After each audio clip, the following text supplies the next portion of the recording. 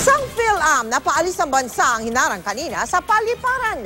Natuklasan kasi sa kanyang bagahe ang isang granada, pati na ang isang patalim. Nakatutok si Ian Cruz. Hindi na muna matutuloy sa kanyang biyahe pabalik na Estados Unidos ang 58 anyos na Filipino-American na si Cipriano de Guzman.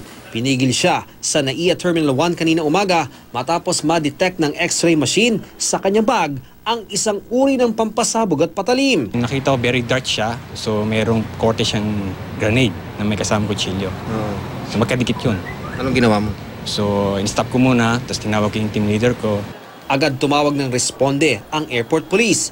Pinatawag pati na ang EOD at K9 unit ng Aviation Security Group. Nang mag-imbestiga, doon na kumpirma na granada nga ang nasa loob ng bag. Ang EOD agad daw ipinatupad ang safety procedure. Pinalayo ang mga tao habang inilalabas ang bag sa departure area. Natatabunan siya ng t-shirt tsaka ng tsinelas. Nasa ilalim siya, bottom. Nung nakita ko, pinalis ko na kagad yung mga tao. Pinano ko na within 20 meters, walang dadaan kahit sa sakyan tsaka tao.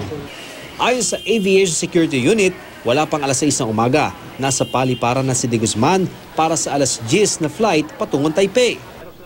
Pero hindi agad nakita ang granada at patalim pagpasok niya sa paliparan. Gayunman, nang bumalik at dumaan ulit sa initial security check X-ray, napansin na ang granada at kutsilyo. Initially, nag-check-in siya, walang nakita, then nag-CR daw, tapos pagbalik niya doon nakita. Si de Guzman naman, agad ineskorta ng mga polis at security personnel para imbestigahan. Hindi naman daw nagkaroon ng aberya sa operasyon ng paliparan ang insidente. Sir, pwede po namin ma-coincide niyo po? Bakit po may granada dun sa loob po ng bag niyo? Salamat.